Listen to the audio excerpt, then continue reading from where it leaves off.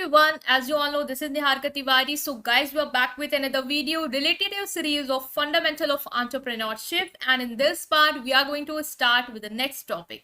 So इससे पहले वाले पार्ट्स अगर आपने नहीं देखे हैं सो प्लीज चैनल की प्लेलिस्ट में जाके इसे जरूर चेकआउट करेंगे। टेलीग्राम इंस्टाग्राम में ज्वाइन कर सकते हैं, टेलीग्राम ग्रुप है commerce group SWNT. So without any further delay, let's start this video. So now guys, in this video we are going to start this topic, that is a small business meaning and nature.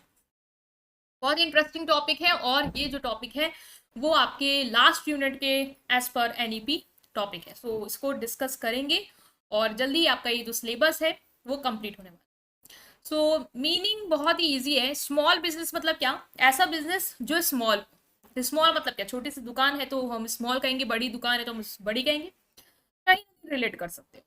Small business है इसका मतलब कि एक ऐसा business है जहां पे scale small है, ठीक है, स्केल ऑफ ऑपरेशन ज्यादा बड़ा नहीं है, कम लोग हैं जो वर्क कर रहे हैं, वहां पे सेल भी उतनी ज्यादा नहीं हो रही है कि हम कहें कि वो लार्ज स्केल है, ठीक है।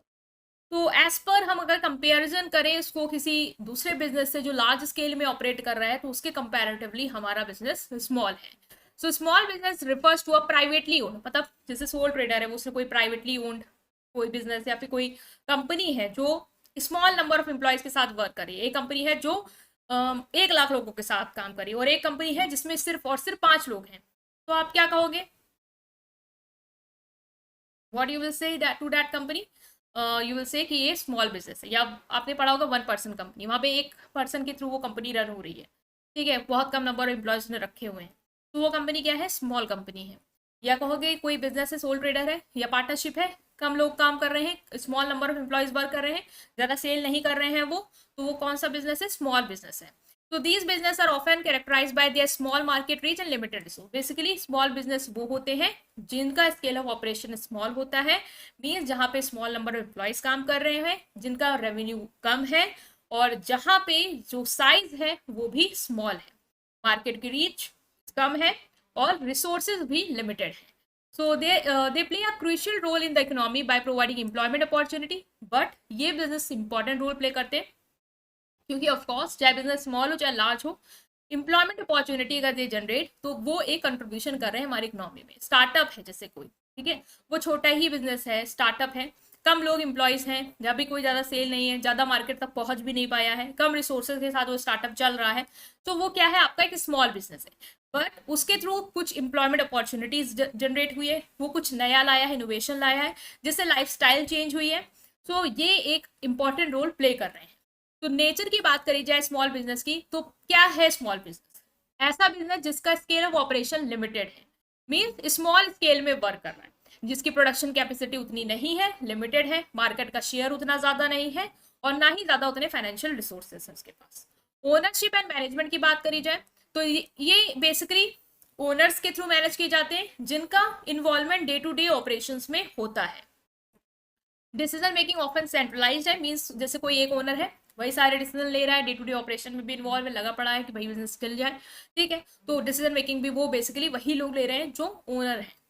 इन्फ्लुएंस पर्सनलाइज कस्टमर सर्विस की स्मॉलर साइज है तो ये कस्टमर सर्विस पर्सनलाइज्ड भी कर पा रहे हैं। जैसे जो बड़े बिजनेस है तो कस्टमर के प्रेफरेंस के अकॉर्डिंग उतना नहीं दे पा रहे हैं, जो स्टैंडर्ड प्रोडक्ट वो सबको दे रहे हैं। पर जैसे कोई मान लो कोई ऐसा बिजनेस है स्मॉल जो हैंड क्राफ्ट से रिलेटेड है, तो कस्टमर जैसा कह रहा है कि हमें ऐसा बना के चाहिए तो वो वैसा ही उसको दे रहे हैं उसके कस्टमाइजेशन के अकॉर्डिंग। तो यहाँ पे एक अच्छा रिलेशन बिल्ड हो सकता है क्लाइंट के थ्रू, क्योंकि वो जो चाह रहे हैं उनको वैसा ही वो उनके कस्टमाइजेशन के अकॉर्डिंग दे रहे हैं। फ्लेक्सिबिलिटी एंड अडॉप्टेबिलिटी कि जो स्मॉल बिजनेस है वो मार्केट कंडीशन या मार्केट चेंजेस को क्विकली अडॉप्ट कर लेते हैं, कस्टमर की नीड को जैसा वो चाहते हैं उस हिसाब से उसको मोल्ड कर देते हैं, अपने प्रोडक्ट को कस्टमर की सर्विस को उसके हिसाब से दे पाते हैं, क्योंकि कस्टमर के साथ इनका डायरेक्ट टच रहता है तो उनको पता चल जाता है कस्टमर को क्या चाहिए कब चाहिए, उसी हिसाब से वो चीज़ों को बनाते हैं। Limited resource, of course small business है तो कैपिटल उतनी ज़्यादा नहीं है, ना ही उतनी ज़्यादा मैन पावर है, ना ही उतनी ज़्यादा टेक्नोलॉजी है, जिसकी वजह से आप ये कह सकते हो कि उनकी ग्रोथ का जो पोटेंशियल है वो थोड़ा रिस्ट्रिक्टेड है, क्योंकि उतना ही ग्रो कर पाएंगे जितना उनके पास है। लेकिन इनोवेटिव सोल्यूशन अगर वो लाते हैं तो वो भी वो बीट कर सकते हैं।